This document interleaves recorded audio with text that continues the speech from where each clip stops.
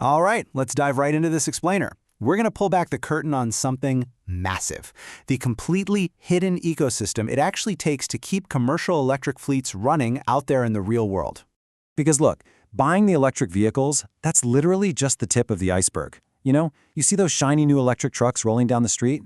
But what we're exploring today is the staggering logistical, physical, and digital infrastructure required to actually make them work at scale. We're talking about a massive undertaking that touches everything from local utility grids all the way up to cloud computing. To wrap our heads around this transformation, we're going to follow a clear roadmap. We'll start with the electric fleet reality on the ground, hit the infrastructure bottleneck, look at supercharging the heavyweights, explore some cool off-grid and on-demand solutions, and finally unpack the software backbone that holds it all together. So, Section 1, the electric fleet reality, the tip of the iceberg. Let's start with what we actually see out on the streets, looking at a real-world deployment happening right now in New York City. Take Waste Connections. What's absolutely brilliant here is how they aren't just buying trucks capable of hitting 1,100 containers on a single charge.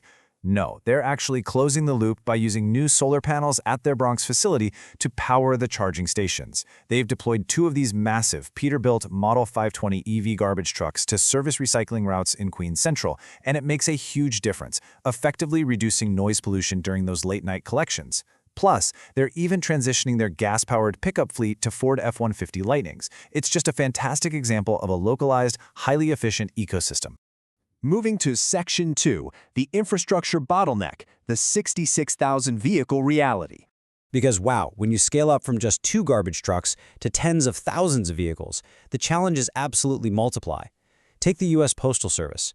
They've got this incredibly ambitious goal of deploying 66,000 electric vehicles by 2028, and to do that, they need about 800 charging sites. It's a monumental piece of their modernization plan. But, as an Inspector General audit recently revealed, they hit a massive brick wall trying to actually get those charging sites built. And the crucial point here comes down to one staggering number: 219 days. The first 29 USPS sorting and delivery sites were delayed by an average of 219 days compared to their baseline schedule. I mean, think about that for a second. That is over 7 months of delays, just trying to get the power ready so they can plug the fleet in. What's kind of wild is that these delays, they weren't caused by some futuristic technology failing. They were caused by super mundane hurdles. Sure, weather disruptions played a part, as they always do, but the real friction came from strict utility-specific equipment standards and incredibly complex coordination challenges. The audit even pointed out they lacked an overarching project management system to track and analyze these totally foreseeable issues. It's a stark reminder that the physical grid itself is often the biggest bottleneck. Which brings us to Section 3. Supercharging the heavyweights, scaling up the power in Europe. So, if getting basic infrastructure online is that hard, how on earth do we handle the massive energy needs of heavy-duty freight? Well, enter Millance. This is a massive €500 million joint venture between industry heavyweights, Daimler Truck, the Traton Group, and Volvo Group. Their entire mission is to build out Europe's high-performance charging network to basically enable seamless cross-border freight without relying on fossil fuels. And their timeline brilliantly illustrates just how fast they have to move. They went from opening a single hub in the Netherlands in 2023 to rolling out these insane 1440 kilowatt megawatt charging systems in Antwerp by 2025.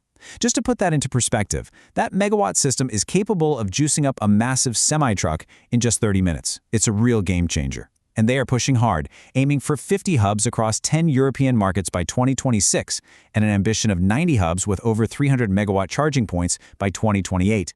But, managing a continental network means dealing with all sorts of local grid fees and taxes. That's exactly why they're shifting to this complex, country-specific pricing model for 2026. It's all about ensuring fair total cost for the fleet operators. The variance here is actually pretty striking. You've got nearly 40 euro cents per kilowatt hour in the Netherlands and Germany, dropping down to about 34 cents in France and Spain. For logistics companies trying to accurately plan their total cost of ownership, having this level of transparency is absolutely crucial. Now, on to Section 4, off-grid and on-demand, charging without the grid. Because we have to ask, what happens when your fleet operates in an area where the grid simply hasn't caught up yet? Well, we're seeing innovators like ChargeRig stepping up to solve this exact problem for off-grid job sites and emergency responders. As their CEO, Paul Bowes, points out, sometimes you just need fast, clean power out in the field, literally miles away from a traditional utility hookup. This totally independent, battery-powered hardware is honestly a real lifesaver. It means fleets don't have to wait 219 days for a utility connection, they can just bring the fast-charging infrastructure right to the vehicles. The Flex unit operates entirely on its own internal battery power. It holds 120 kilowatt-hours of capacity and delivers 120 kilowatts of DC fast charging. That means zero grid connection, zero external fuel sources required, and zero emissions. For remote logistics, it's the ultimate workaround. Finally, Section 5, the software backbone managing the ecosystem. Now we've got to talk about the invisible glue that holds all of this physical hardware together. Because a fleet is completely paralyzed if the physical infrastructure, the mega hubs, the battery-powered mobile rigs, the trucks, the utility cables, if all that isn't seamlessly communicating with the digital infrastructure. Things like computerized maintenance management systems, IT monitoring, and observability platforms. You can have all the shiny trucks in the world, but if your maintenance software goes down, absolutely nothing moves. Managing operations at this kind of scale requires incredibly robust systems, like FieldX. These guys process a staggering 15 terabytes of data every single week just to keep assets, inventory, and field agents perfectly synchronized across the globe. But, as you can imagine, as they scaled up to support their customers around the clock, maintaining 99.9% uptime became a monumental challenge. So to prevent absolutely disastrous downtime for their logistics customers, FieldX brought in Datadog's cloud-scale observability platform. Chief architect Vijay Damaraj noted they really needed a way to enhance system stability and get precise issue detection. Basically, they needed to automate the monitoring so their developers weren't bogged down doing it manually. And the results of that integration are frankly amazing. By automating their monitoring, they slashed the mean time it takes to detect an issue from 25 minutes down to just 2 minutes. They also cut their mean time to acknowledge by 75% and took their resolution times from 95 minutes down to 42 minutes. That is the sheer power of having high-level observability. And that digital efficiency? It directly cascades down to the physical world. For their customers in construction and logistics, this meant an 81.3% reduction in unplanned downtime. It fueled a 72.5% increase in operational productivity and even drove a 26.4% increase in user revenue. With real-time alerts and easy access to historical records, the software works flawlessly so the trucks can just keep rolling. So I want to leave you with this final thought to ponder.